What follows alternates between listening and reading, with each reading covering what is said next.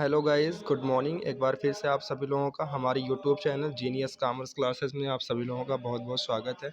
दोस्तों, आज हम लोग मैक्रो इकोनॉमिक्स का पार्ट 1 लेकर के आए हैं, जिसमें आज हम आप लोगों को ये बताएंगे कि मैक्रो इकोनॉमिक्स होती क्या है और ये जो मैक्रो इकोनॉमिक्स है ये माइक्रो इकोनॉमिक्स से किस तरीके से डिफरेंट है। ठीक है, दोनों में डिफ्रेंशिएट भी करेंगे। Okay, so first of all, the term macro has its origin in the Greek term macro, which means large। बेटा, ये जो मैक्रो वर्ड है ना, ये ग्रीक टर्म से लिया गया है जिसका मीनिंग होता है लार्ज, और लार्ज का मीनिंग होता है इकोनॉमी एज अ होल। यानी कि जब हम आ, किसी भी इकोनॉमिक इश्यूज़ को या किसी भी इकोनॉमी प्रॉब्लम को जब हम स्टडी करते हैं एज अ होल लेकर के, ठीक है, तो वो हमारे मैक्रो इकोनॉमिक्स का पार्ट होता है। और जब हम किसी भी इकोनॉमिक इश्यूज़ को या किसी भी इकोनॉमिक प्रॉब्लम को एज अ इंडिविजुअल लेवल पे उसकी स्टडी करते हैं तो वो माइक्रो का पार्ट बनती है। ठीक है, फिर नीचे लिखा हुआ that branch of economics which studies economic issues और economic problem at the level of an economy as a whole.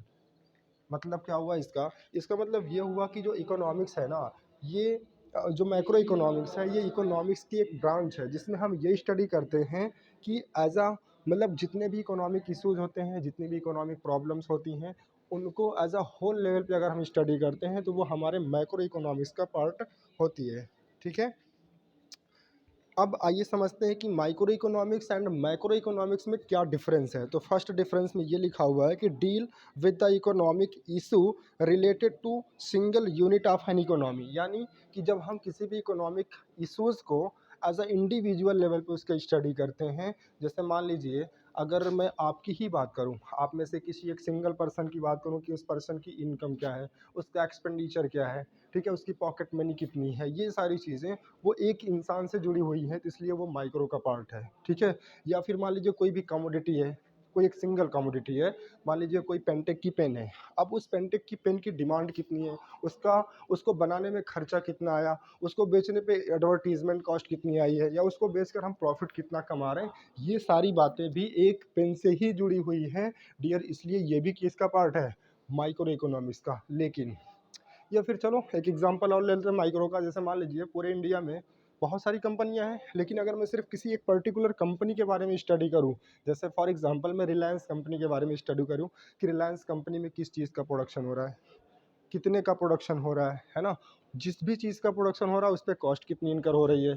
ठीक है, और रिलायंस कंपनी जिस भी चीज़ का प्रोडक्शन करती है फर्दर उसको बेचती भी है, तो उसको बेचने में कितना एडवर्टीजमेंट करना पड़ रहा है, ठीक है, उस पर कितना वो प्रॉफिट कमा रही है कंपनी। ये सारी चीज़ें सिर्फ एक कंपनी से जुड़ी हैं, किससे डियर, रिलायंस कंपनी से। तो ये भी किसका पार्ट है, माइक्रो इकोनॉमिक्स का। लेकिन एक बात बताओ मेरे भाई, क्या पूरे इंडिया में सिर्फ एक ही कंपनी है रिलायंस? नहीं ना, पूरे इंडिया में बहुत सारी कंपनियां हैं। तो अगर उन सभी कंपनियों को मैं कंबाइंड वे में अगर उनकी स्टडी करूं कि सारी कंपनियों की जो प्रोसेसिंग है वो कैसे हो रही है, उसकी प्रोडक्शन कास्ट क्या है ना, सारी कंपनियां जो भी प्रोडक्ट बनाती हैं उस पर कितना खर्चा आता है, और सारी कंपनियां जो प्रोडक्ट सेल करती हैं उसको सेल करने में टोटल एक्सपेंडिचर कितना लग रहा होता है, एडवर्टीजमेंट कास्ट क्या है, कितना प्रॉफिट कमा रही हैं। तो ये सारी बातें सारी कंपनियों से मतलब पूरे इकोनॉमी से जुड़ी हुई हैं, इसलिए वो मैक्रो इकोनॉमिक्स का पार्ट होगा। आई होप आपको क्लियर हो गया होगा। तो वही कह रहा है पहले पहले डिफरेंस में कि जो माइक्रो इकोनॉमिक्स है ना, वो इंडिविजुअल लेवल पे स्टडी करता है, ठीक है, बट जो मैक्रो इकोनॉमिक्स होता है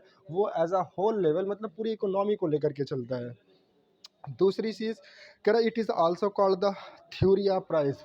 मतलब जो आपका माइक्रो इकोनॉमिक्स है इसको हम थ्योरी ऑफ प्राइस के नाम से भी जानते हैं।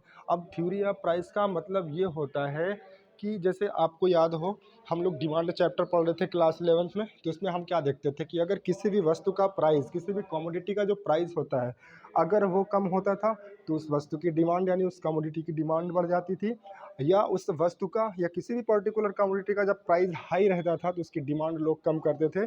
जनरली ये होता है, ठीक है। तो यहाँ पे आप देख रहे हैं सारा इम्पैक्ट किस पे पड़ रहा है, प्राइस पे। मतलब प्राइस कम है तो डिमांड ज़्यादा है, प्राइस ज़्यादा है तो डिमांड कम है। मतलब सारा कुछ मतलब वहाँ 11th क्लास में हम जो भी स्टडी कर रहे थे वो प्राइस को लेकर के चलते थे। तो इसीलिए माइक्रो इकोनॉमिक्स को हम थ्योरी ऑफ प्राइस भी कह सकते हैं, ठीक है। बट जो माइक्रो इकोनॉमिक्स है इसको बोलते हैं it is also called the theory of income and employment. यानी जो माइक्रो इकोनॉमिक्स है इसका दूसरा नाम theory of income and employment होता है। ठीक है। तीसरी चीज़, it assume micro variables remain constant. मतलब जब भी हम माइक्रो इकोनॉमिक्स की स्टडी करते हैं तो उसमें जितने भी मैक्रो वेरिएबल होते हैं वो सभी कांस्टेंट माने जाते हैं। ठीक है। और दूसरी तरफ जब हम मैक्रो इकोनॉमिक्स पढ़ रहे होते हैं ना तो उसमें जितने भी माइक्रो वेरिएबल होते हैं उसको हम कांस्टेंट मान के चलते हैं।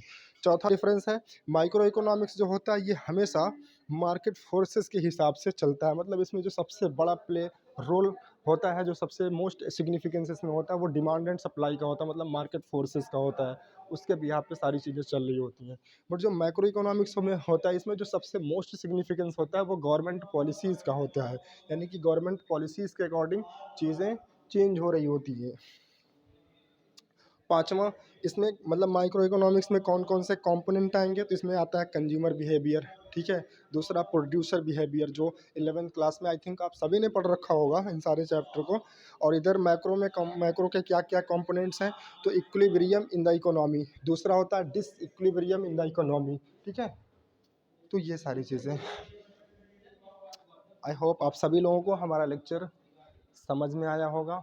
अगर फिर भी इस लेक्चर के अकॉर्डिंग कोई भी डिफ़िकल्टी किसी को हो रही है तो प्लीज़ वो कमेंट सेक्शन में कमेंट करें और मुझे बताएं। और अगर मेरा लेक्चर आप सभी को पसंद आया हो तो प्लीज़ लाइक करें, शेयर करें इस वीडियो को। Thank you so much.